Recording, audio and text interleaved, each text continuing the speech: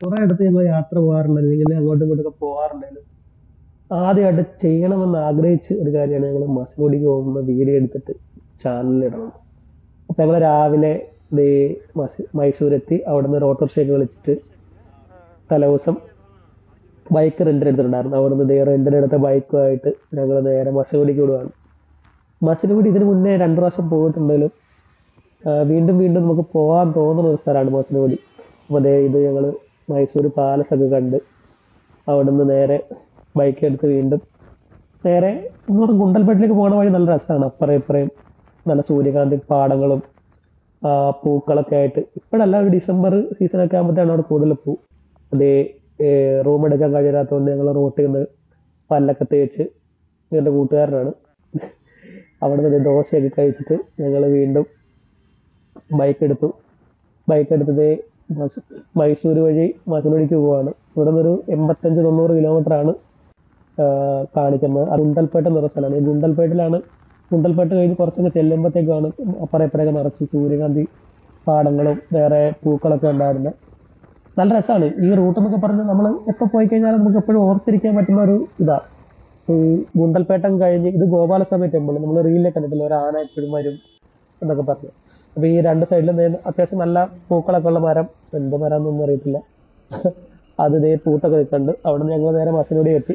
മസനഗുഡിയിൽ നിന്ന് നേരെ അവിടുത്തെ സഫാരി എടുത്തു. ഞങ്ങൾ എത്തിയപ്പോഴത്തേക്കും ഉച്ചയൊക്കെ ആയി. അപ്പോൾ ഉച്ചയ്ക്ക് റൂം എടുത്ത് അവിടെ നിന്ന് സഫാരി എടുത്ത്. അപ്പം മുതുമല ടൈഗർ റിസർവിൻ്റെ വണ്ടിയാണ് ഫസ്റ്റ്. ഞങ്ങൾ തന്നെ അതിൻ്റെ അകത്ത് കയറി. 350 രൂപയാണ് ഒരാൾക്ക് മേടിക്കുന്നത്. അപ്പം 25 പേരായി മാത്രമാണ് ഇവർ വണ്ടി എടുക്കത്തുള്ളൂ. സഫാരി കയറി അവിടെ നിന്ന് ഒരകത്തോട്ടുള്ള കാട്ടുവഴിയാണ് ഇവർ കൊണ്ടുപോകുന്നത്. ബന്ദിപ്പൂര് സഫാരിക്ക് 1.5 മണിക്കൂർ ഉണ്ടെങ്കിലും മസനഗുഡിയിൽ ഇവിടുത്തെ സഫാരി 1 മണിക്കൂറാണ് പറയുന്നത്. ജിപ്സി സഫാരിയൊക്കെ ആണെങ്കിൽ നമ്മൾ നേരത്തെ ബുക്ക് ചെയ്യണം. ഇതാകുമ്പോൾ ഞങ്ങൾക്ക് കിട്ടി. രാവിലെ ചെന്ന് നിന്നപ്പോഴേ ക്യൂ നിന്ന്.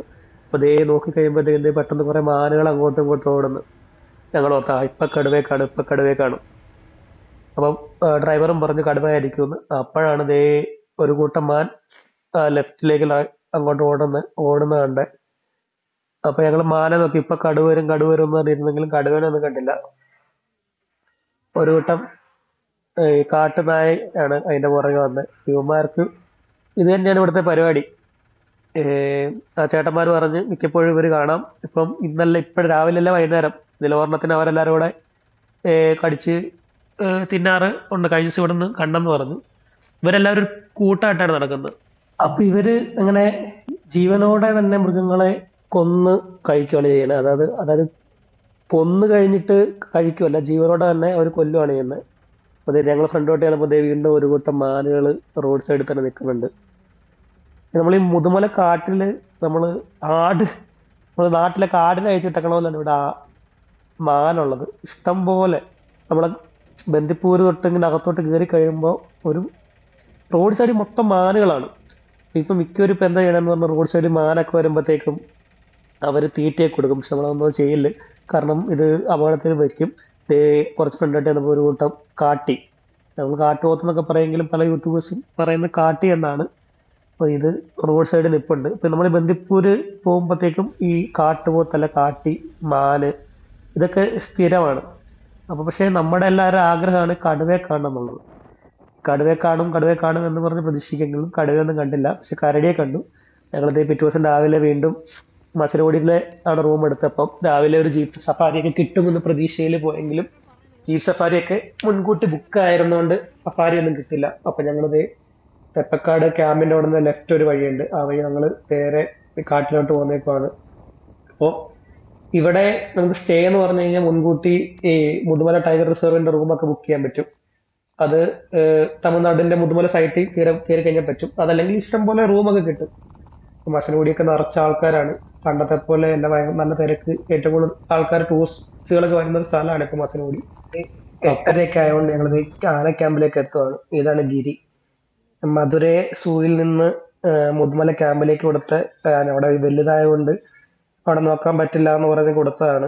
ഇപ്പൊ നമ്മുടെ പുറകിൽ അമ്മു വന്നിട്ടുണ്ട്. ഈ എലിഫന്റ് വിസ്പേഴ്സ് എന്ന് പറഞ്ഞ സീരീസ് ഇറങ്ങിയ പിന്നെ ഈ മുതുമല ക്യാമ്പ് ഭയങ്കര ഫേമസ് ആണ്. നമ്മുടെ ബൊമ്മീനെയും അതേപോലെ രഘുവിനെയും അമ്മുവിനെയും ഒക്കെ കാണാൻ വേണ്ടി ഇഷ്ടംപോലെ ആൾക്കാരാണ് ഇവിടെ ദിവസം ക്യാമ്പിലെത്തുന്നത്. പക്ഷെ ഇവിടുത്തെ ഒരു പ്രശ്നം എന്ന് പറഞ്ഞാൽ കറക്റ്റ് നമുക്ക് രാവിലെ 8:30 തൊട്ട് 9 മണി വരെ, വൈകുന്നേരം 5:30 തൊട്ട് 6 മണി വരെ കറക്റ്റ് ടൈമിംഗ് ആണ്. അങ്ങോട്ടോ ഇങ്ങോട്ടോ പോലും കയറ്റി വിടത്തില്ല അവിടുത്തെ സെക്യൂരിറ്റി. ഈ ടൈമിങ്ങിന്റെ കാര്യത്തിൽ ഇവിടെ ഭയങ്കര സ്ട്രിക്റ്റ് ആണ്. അതേപോലെ നമ്മൾ ആരുടെ കൂടെ വന്ന് ഫോട്ടോ എടുക്കുക അതൊക്കെ ഭയങ്കര അതൊന്നും ഇവിടെ പറ്റില്ല. അതിനൊക്കെ നമ്മൾ പോവുകയാണെങ്കിൽ നേരെ കർണാടക പോകണം. കർണാടകയിൽ ചക്രബൈൽ എന്ന് പറഞ്ഞൊരു ക്യാമ്പുണ്ട്, അത് അടിപൊളിയാണ്. അവിടെ ചെന്ന് നമുക്ക് ആനയുടെ വന്ന് ഫോട്ടോ എടുക്കാൻ, രാവിലെ ഒരു 8:30 വരെ തൊട്ട് ഉച്ചയ്ക്ക് 1:30 വരെ നമുക്ക് ആനയെ കൂടെ ഒന്ന് കുളിപ്പിക്കാനും ഫോട്ടോ എടുക്കാനൊക്കെ ഉണ്ട്. ഞങ്ങൾ ദേ പിറ്റേ ദിവസം രാവിലെ വീണ്ടും മസനോടിയിൽ ഞങ്ങൾ റൂം എടുത്ത് അവിടുന്ന് നേരെ രാവിലെ ആയിരുന്നപ്പോൾ ദേ ഒരു കൂട്ടം കാട്ടുപോത്ത് റോഡ് സൈഡിൽ നിൽപ്പുണ്ട്. നമ്മൾ ഈ മസനഗുഡി, ബന്ദിപ്പൂര് ഈ ഇതൊക്കെ പോവാണ്, നമ്മൾ ഒരിക്കലും നിരാശരായിട്ട് തിരിച്ചു പോകേണ്ട കാര്യം സാധാരണ വരാറില്ല. ഞാനിപ്പോ ഒരു 3-ാമത്തെ പ്രാവശ്യമാണ് വരുന്നത്. എല്ലാ പ്രാവശ്യവും ഞാൻ കാട്ടുപോത്തിനെ, ആനയും, ഈ പ്രാവശ്യം ദേ കരടിയെ കണ്ടിട്ടുണ്ട്. ദേ കുറച്ച് ഫ്രണ്ടിലോട്ട് നമ്മൾ വീണ്ടും ഈ റോഡ് ക്രോസ് ചെയ്ത്, അതായത് നമ്മൾ ചെക്ക് പോസ്റ്റിൽ കറക്റ്റ് 6 മണി ആയപ്പോഴത്തേക്ക് റോഡ് ക്രോസ് ചെയ്യുമ്പോൾ ഇങ്ങനെ നമുക്ക് സൈഡിൽ കാട്ടുപോത്തൊക്കെ നിൽക്കുന്നത് കാണാൻ പറ്റും. അപ്പൊ നമ്മൾ ദേ ഒരു കൂട്ടം കാട്ടുപോത്ത് വീണ്ടും, അതായത് നമ്മൾ ഒരു 6 മണിയൊക്കെ ആകുമ്പോഴത്തേക്കും മസിനഗുഡിയിൽ നിന്ന് തെപ്പേക്കാട്ട് ക്യാമ്പിലേക്ക് പോകുന്ന അവിടെ ഒരു ചെക്ക് പോസ്റ്റ് ഉണ്ട്. ആ സൈഡിലായിട്ട് ഒരു കടുവയുടെ പടമൊക്കെ വരച്ച് വെച്ചിട്ടുണ്ട്. ആ ഒരു ചെക്ക് പോസ്റ്റ് കൂടെ രാവിലെ പോയി കഴിഞ്ഞപ്പോഴത്തേക്ക് കണ്ട കാഴ്ചകളാണ് ഇതൊക്കെ. ദേ വീണ്ടും കാട്ടുപോത്ത്, ദേ റോഡ് ക്രോസ് ചെയ്യാൻ വേണ്ടി ഇരിക്കുന്ന മാനുകൾ. ഇവിടെ മാന എന്നൊക്കെ പറഞ്ഞ പിന്നെ ആടിനെ പോലെ ഇഷ്ടം പോലെ ഉണ്ട്. ദേ അത് കഴിഞ്ഞ് ഇതേ കുറച്ച് ഫ്രണ്ടിട്ട് ചെല്ലുമ്പോഴത്തേക്കും കാട്ടുപട്ടി, മയില് മയില് അവിടെ നിന്ന് തീറ്റയൊക്കെ തിന്നുന്നുണ്ട്. അതിന് കുറച്ച് ഫ്രണ്ടിൽ അതേ ഒരു കാട്ടുപോത്ത്. അപ്പുറത്തുനിന്ന് എന്തിനോ പ്രതീക്ഷ നിൽക്കുകയാണ്. അതേ കുറച്ച് ഫ്രണ്ടിലോട്ട് ചെല്ലുമ്പോഴത്തേക്ക് ഇതേ ഒരു കരടി. ഞങ്ങൾ പുറകിൽ നിന്ന് നോക്കിയപ്പോഴത്തേക്കും മറ്റേ നമ്മുടെ ബ്ലാക്ക് പാന്തർ ആണെന്നാണ് പറഞ്ഞത്. ഇവിടെ ബ്ലാക്ക് പാന്തർ ലാസ്റ്റ് സ്പോട്ട് ചെയ്ത് 2022 അപ്പൊ ഇത് നമ്മുടെ ക്യാമ്പിന്റെ ഫ്രണ്ടിൽ എഴുതി വെച്ചിട്ടുണ്ട് ഏതൊക്കെ അവനുമലാണ് സൈറ്റ് ചെയ്തെന്ന് പറഞ്ഞത്. ഈ കരടി പോണതുണ്ടോ, ചുമ്മാ കൂളായിട്ട് പട്ടി നടന്നു പോകണമല്ലാണ് മച്ചാൻ നടന്നു പോണേ. ഇഷ്ടംപോലെ ആൾക്കാർ ഫോട്ടോ ഒക്കെ എടുക്കുന്നുണ്ടെങ്കിലും പുള്ളി അതൊന്നും വക വെക്കാതെ ഇത് വീണ്ടും ഇങ്ങനെ നടന്നു പോവാണ്. അപ്പൊ നമ്മൾ മുതുമല കാട്ട് വന്നപ്പോൾ ഇപ്രാവശ്യം കരടിയും കണ്ടിട്ടുണ്ട്. ഇത് ഇഷ്ടം കഴിഞ്ഞിട്ട് ഞങ്ങൾ നേരെ ഫ്രണ്ടിലോട്ട് ചെന്നപ്പോൾ ഇതേ ഒരു ആന, അവിടെ നിന്ന് കുട്ടിയാനയാണ്, അവിടെ നിന്ന് പുല്ലൊക്കെ തിന്നുണ്ട്. ഞങ്ങൾ ആദ്യം വന്നപ്പോൾ റോട്ടിലായിരുന്നു.